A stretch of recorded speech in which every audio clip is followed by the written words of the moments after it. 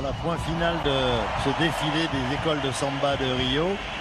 Juste après qu'ils aient disparu de la pelouse, on va assister au dernier moment de cette ouverture, c'est-à-dire les derniers porteurs de la flamme et qui va porter cette flamme jusqu'au moment où elle va être allumée au-dessus du stade du Maracanã. Vous allez le voir d'une manière assez originale, car chaque fois, les villes qui reçoivent les Jeux Olympiques essayent, au niveau de la flamme, de pratiquer une forme d'allumage assez originale. Voici les derniers porteurs de la flamme. Rai. On va voir qui arrive là-bas. Façon du Gustavo Kuerten. Gustavo Kuerten, donc ce ne serait pas lui qui serait le dernier relayeur. Qui boite un petit peu parce qu'il a eu des problèmes pendant sa carrière aussi. C'est l'effort à fond que les athlètes doivent faire, le sacrifice que les athlètes doivent faire pendant sa carrière.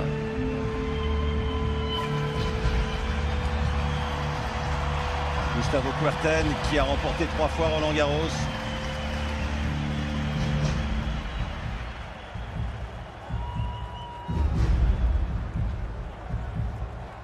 Un cœur gros comme ça dans la vie et sur le court comme il l'avait fait à Roland-Garros, permettant à Djokovic de reprendre le symbole qui a été le sien sur le central lors de la victoire du Serbe cette année. Voici Gustavo. La flamme olympique est portée par... The Olympic flame is being carried by... La chame olympique écrasée d'approche. 3 fois champion de Roland-Garros et ex-numéro 1 mondial. 3-time Roland-Garros champion and former number 1 in the world. Tricampeão de Roland-Garros e ex-número 1 do mundo, Gustavo Kuerten. Guga! Cademu, il est adoré ici au Brésil partout. Il vient de Florianópolis, une ville au sud du Brésil, mais c'est quelqu'un qui a...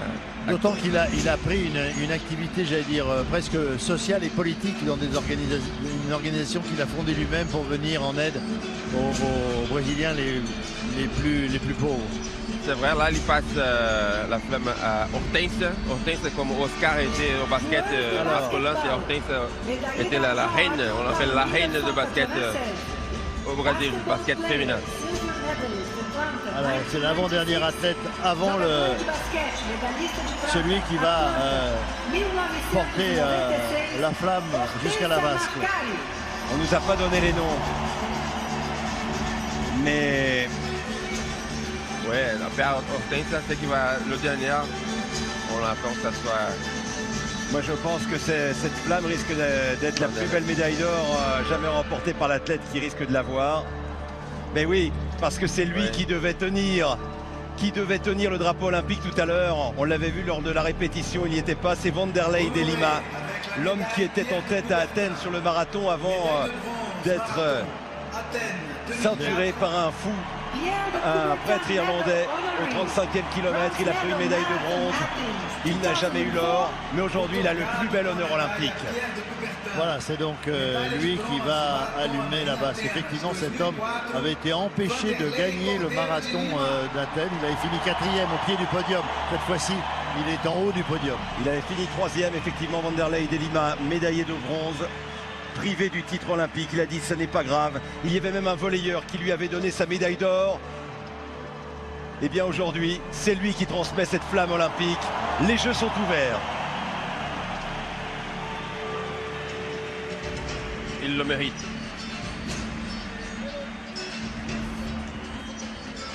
Voilà donc la flamme qui s'envole dans le ciel de Rio et qui marque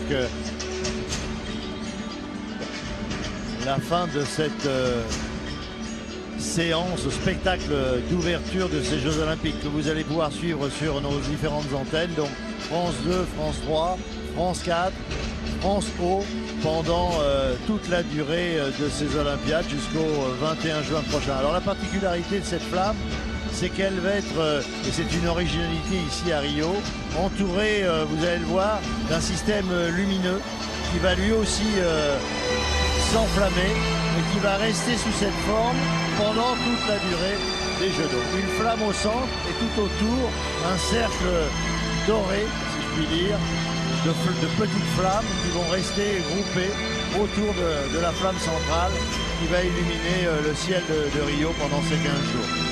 Une flamme au centre, Daniel, est doublement au centre parce que cette flamme est ici à Maracana. Mais il faut que le monde puisse la voir, cette flamme, et notamment les cariocas. Et l'idée, c'est de non seulement de garder cette flamme dans le stade, mais de la mettre aussi ailleurs. Tu vas voir aussi la flamme qui va être allumée là-bas au boulevard. On appelle ici le boulevard au centre-ville, le centre historique de Rio qui a été revitalisé surtout à cause des Jeux Olympiques et en ambiance où le monde entier va être présent, qui va fêter ça, où les fun fêtes vont avoir lieu. Donc on va avoir cette particularité, c'est la flamme ici au Maracana et là-bas au boulevard au centre-ville.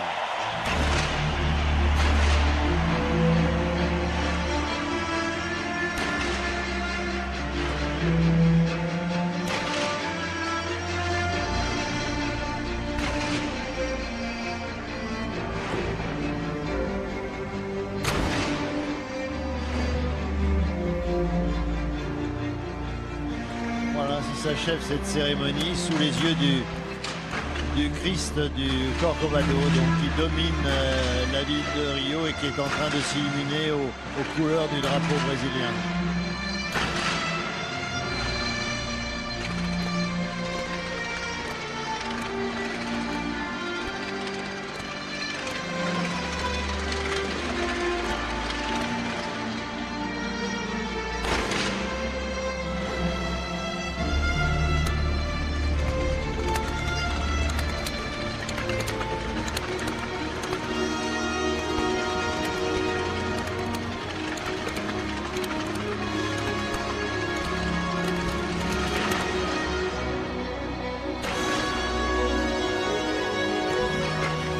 Un peu inquiet à propos de l'ouverture de ces Jeux à Rio sur l'état de préparation, ou plutôt d'impréparation éventuelle dont on parlait beaucoup ces derniers mois, ces dernières semaines. Et bien là, je crois que, en tout cas, pour ce qui concerne la cérémonie d'ouverture, il n'y a eu aucune fausse note, au contraire même de très belles notes de musique qui nous ont mis dans le cœur l'envie d'assister à des Jeux Olympiques, un moment de paix, comme l'a souligné tout à l'heure Thomas Bach, d'autant plus important dans cette période troublée qui traverse le monde entier d'ailleurs et qui nous amène à apprécier peut-être encore plus qu'en temps ordinaire un moment de paix, de fraternité entre les peuples, un moment où l'on va pouvoir savourer ces instants comme nous avions l'habitude de le faire dans le passé et que nous craignons ne pas pouvoir revivre à l'occasion de ces Jeux Olympiques de Rio. Alors, je pense que la cérémonie de ce soir est un démenti et une belle preuve de la vitalité de ces Jeux Olympiques sur laquelle parfois certains s'interrogent. Eh bien ce soir, je crois qu'il faut lever et rayer ce point d'interrogation.